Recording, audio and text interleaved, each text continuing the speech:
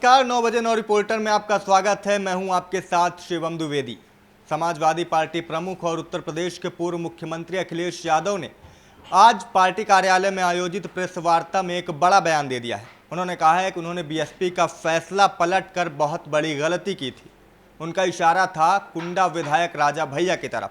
जी हां, और ये जवाब दिया उन्होंने गुलशन यादव पर पूछे गए सवाल पर। दरअसल गुलशन यादव के खिलाफ गैंगस्टर एक्ट में कार्रवाई हुई है और उनके खिलाफ 7 करोड़ की संपत्ति कुर्की का आदेश निकाला गया है। यहां तक कि उनके मकान को कुर्क भी कर दिया गया है। इस मामले पर जब पत्रकारों ने अखिलेश यादव से सवाल पूछा तो उन्होंने कहा कि ये एक तरफा कार्रवाई की जा रही है, किसी व्यक्ति विशेष के कहने पर यह कार्रवाई हुई है। उन्होंने खुले तौर पर राजा भैया का नाम नहीं लिया, लेकिन उन्होंने आगे कहा कि उन्हें इस बात का दुख है, उनकी गलती है कि उन्होंने बीएसपी के फैसले को पलटा था। दरअसल 2002 में जब बीएसपी की सरकार बनी और मायावती मुख्यमंत्री बनी तो उन्होंने कुंडा के विधायक राजा भैया पर पोटा कानून के तहत कार्रवाई करते हुए उन्हें जेल भेज दिया था।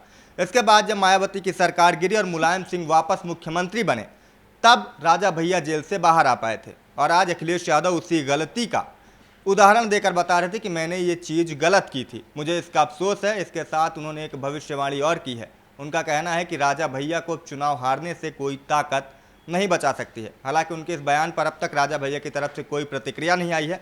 अब देखने वाली बात यह होगी कि राजा भैया इस पर क्या रिएक्ट करते हैं, उनका रिएक्शन इस पर क्या होगा। 24 नवंबर हिंसा मामले में सपा विधायक नवाब इकबाल के पुत्र सुहेल इकबाल को एसआईटी ने आज संभल सदर कोतवाली में पूछताछ के लिए बुलाया। पूछताछ में लगभग 5 घंटे का समय लगा, जिसमें सुहेल इकबाल से 70 से 80 सवाल किए गए। इन 70 से सवालों के मद्देनजर जब सुहेल इकबाल से पूछताछ की तब उन्होंने बताया कि मैंने सभी सवालों का बखूबी जवाब दिया और एसआईटी का पूर्ण रूप से सहयोग किया, और अगर आगे भी एसआईटी की जरूरत पड़ेगी और मुझसे दोबारा सवालात की जरूरत पड़ेगी तो मैं जरूर पेश होऊंगा। आपको बता दें कि अब से पहले जफर अली और सपा सांसद जियाउर रहमान पर से भी एसआईटी पूछताछ कर चुकी है और जफर अली की पूछताछ के बाद में जफर अली को गिरफ्तार कर जेल भी भेजा जा चुका है। अब देखना यह होगा कि नवाब इकबाल के पुत्र सुहेल इकबाल और सपा सांसद जियाउर रहमान पर से कब तक ये सवालातों का सिलसिला जारी रहेगा। पहलगाम में जो टेररिस्ट अटैक हुआ था उसको लेकर भारत में लगातार लोगों में गुस्सा देखने को मिल रहा है। लोगों का ये कहना है कि पीओके अब भारत का होना चाहिए।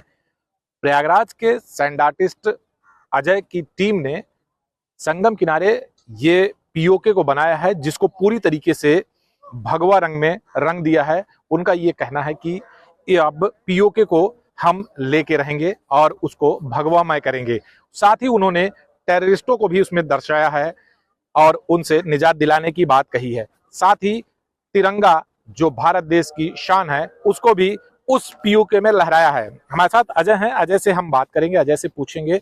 अजय, ये क्या उद्देश्य है आपका इसको बनाने का और क्या संदेश देना चाहते हैं? सर, देखा जा रहा है जितना भी अभी पहलगाम में हत्याकांड हुई है तो काफ़ी हम लोग आक्रोश जता रहे हैं अपने सैंड आर्ट के माध्यम से। हम लोगों ने पीओके पे झंडा लहराकर और पाकिस्तान का एक मैप बनाया है, उस पर भी हम लोग भगवा को हावी करते दिखाया है। सर, ये पीओके पे और पाकिस्तान पे भारत के झंडे को हावी और भगवा को हावी दिखाते हुए अपना आक्रोश व्यक्त कर रहे हैं अजय। आगरा में सराफा व्यापारी की हत्या करने वाला बदमाश आगरा पुलिस के हाथों मुठभेड़ के दौरान मारा गया। मामला 2 मई का है। 2 मई को 2 युवकों ने बालाजी सराफा के यहां लूट की घटना को अंजाम दिया था और उसके बाद उस सराफा व्यापारी की गोली मारकर हत्या कर वहां से फरार हो गए थे। जिसके बाद तत्काल आगरा कमिश्नर दीपक कुमार ने 9 टीमों का गठन किया था और पुलिस ने तत्काल कार्रवाई करते हुए 72 घंटों के अंदर उन आरोपियों को खोज निकाला।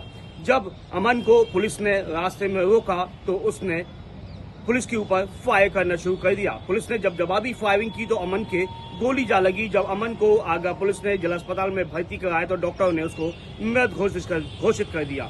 उसके साथ में उसका भाई सुमित भी आगरा पुलिस ने गिरफ्तार कर लिया है। पकड़े गए आरोपियों से आगरा पुलिस ने लूटा हुआ सारा माल भी बरामद कर लिया है। इसमें एक आरोपी फारूक जो अभी फरार चल रहा है, पुलिस का कहना है जल्दी उसको पकड़ लिया जाएगा और साथ साथ पुलिस ने फारूक के ऊपर 50,000 रुपए का इनाम भी घोषित किया है। तो कह सकते हैं आगरा पुलिस को एक बड़ी सफलता हाथ लगी है। खबर उत्तर प्रदेश के शाहजहांपुर से है, जहां एक सड़क हादसे में 6 की मौत हुई। आपको बता दें, मदनापुर थाना क्षेत्र के काबिलपुर पेट्रोल पंप के पास यह बड़ा सड़क हादसा हुआ है, जिसमें इको कार और बाइक की जोरदार टक्कर हुई थी। 2 की मौके पर मौत हुई तो वहीं 4 को मदनापुर सामुदायिक स्वास्थ्य केंद्र में भर्ती कराया गया, जहां 3 की मौत हुई और 1 को जिला अस्पताल रेफर किया गया, लेकिन जिला अस्पताल में भी उसकी जान नहीं बच पाई। इस बड़े सड़क हादसे में पुलिस अधीक्षक राजेश द्विवेदी ने गहरा दुख व्यक्त किया है। राजेश द्विवेदी मौके पर पहुंचे हैं और घायलों को सांत्वना दी है। इस सड़क हादसे में बाइक पूरी तरह से क्षतिग्रस्त हुई है और इको कार खाई में जा पलटी थी। हाल में कुछ दिन पहले अगर बात करें तो बछरावा में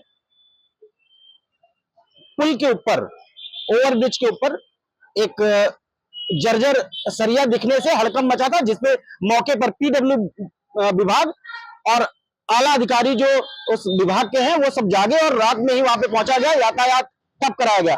और उस पुल को लेकर के यातायात सचिव महिपाल सिंह ने भी और जिस विभाग से बना था उस विभाग के लोगों ने भी उसको संजीदापन दिखाया। संजीदापन दिखाने के साथ ही उस पुल पे किस तरीके निर्माण किया जा रहा है दोबारा से, इसको लेकर रायबरेली डीएम हर्षिता माथुर आज पहुंची हैं और मौके पर पहुंच करके उन्होंने निरीक्षण किया है उस पुल के मरम्मत को लेकर कि किस तरीके से किया जा रहा है। आने वाले समय में यातायात बाधित और उस पुल पे अच्छे से निर्माण हो सके, उसको लेकर के डीएम हर्षिता माथुर और मौके पर पीडब्ल्यूडी एक्सचेंज अगर बात करें महिपाल सिंह, उनकी पूरी टीम के साथ निरीक्षण कर रहे हैं वहां पे कि किसी तरीके का कोई वहां पे बाद में कोई ऐसी दिक्कत पेश नहीं, क्वालिटी को लेकर, क्वांटिटी को लेकर, हर चीज को लेकर के उन कंपनी के साथ में और पीडब्ल्यूडी विभाग उस पुल के निरीक्षण में लगा हुआ है ताकि वो अच्छे से सुचारू रूप से बन सके और चालू किया जा सके।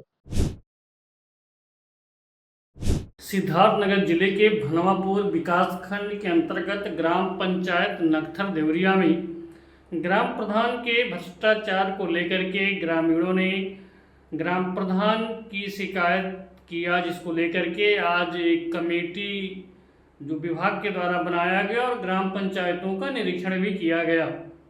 ग्राम पंचायतों के निरीक्षण के दौरान ये पता चला कि ग्राम प्रधान के द्वारा जो भी कुछ कार्य कराया गया उसमें अधिकतर कार्य मनरेगा श्रमिकों के द्वारा नहीं कराया गया, जेसीबी के माध्यम से कराया गया है, जिसको लेकर के विभाग के द्वारा अन्य कार्यों की भी जांच किया है। वहीं जब इस बारे में ग्राम प्रधान से जानकारी किया गया तो ग्राम प्रधान के द्वारा बताया गया कि विपक्षियों के द्वारा कुछ सरकारी जमीन पर अवैध कब्जा किए हैं, जिसको लेकर के मेरे द्वारा उस कब्जे जमीन को छुड़वाया गया और उसी को लेकर के उन लोगों के द्वारा हमारे कार्य को लेकर के शिकायत किया गया है।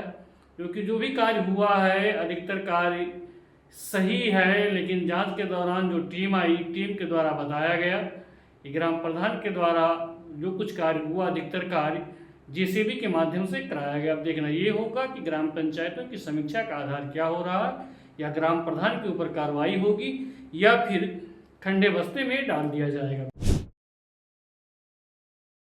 एक कहावत हमने सुनी थी, दूल्हा दुल्हन राजी तो क्या करेगा काजी। फिलहाल आपको बता दें कि थोड़ा सा उल्टा बस्ती को देखने को मिल रहा है। आपको बता दें कि यहाँ पे दूल्हा दुल्हन तो राजी, लेकिन मौसम नहीं था राजी। फिलहाल आपको बता दें एक दूल्हे साहब जो है बैंड बाजा बारात लेके वाल्टरगंज थाना क्षेत्र के एक गाँव में अपनी शादी के लिए पहुंचते हैं, लेकिन वहां पहुंचने के बाद दूल्हे साहब के आओ भगत तो बड़ी तेजी से अच्छे से किया जाता है, लेकिन जैसे ही दुल्हन को बुलाया जाता है, समय होता है निकाह का, तुरंत तेज हवाएं चलने लगती हैं, बवंडल उड़ने लगता है। फिलहाल जो बाराती थे वो लगातार टेंट को रोकते हैं, जो पंडाल उड़ने लगता है उसको बचाने की कोशिश करते हैं, कुर्सियां लगातार उड़ती हैं। फिलहाल दूल्हे साहब का जो उनका जो सेहरा था वो भी उड़ने लगता है, लेकिन कहते हैं ना कि सब्र का फल मीठा होता है।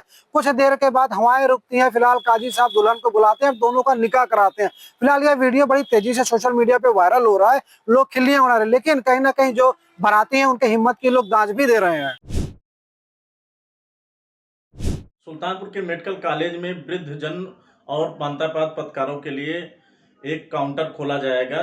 डॉक्टर सलील प्राचार्य के द्वारा आज एक ज्ञापन दिया गया था, सभी पत्रकार लोग जाके ज्ञापन दिए थे, तो उनको ये आश्वासन मिला सभी पत्रकारों को कि एक वृद्ध जन का और पत्रकारों के लिए एक काउंटर खोला जाएगा, जिससे समुचित उनका इलाज हो सके, ओटीपी में भी सुविधा मिल सके, दवा में भी सुविधा मिल सके और लाइन पर्चे के लिए लाइन न लगाना पड़े। 9 बजे नौ रिपोर्टर में आज के लिए बस इतना ही। कल फिर होगी मुलाकात रात 9 बजे 9 बड़ी खबरों के साथ। तब तक के लिए हमें दीजिए इजाजत।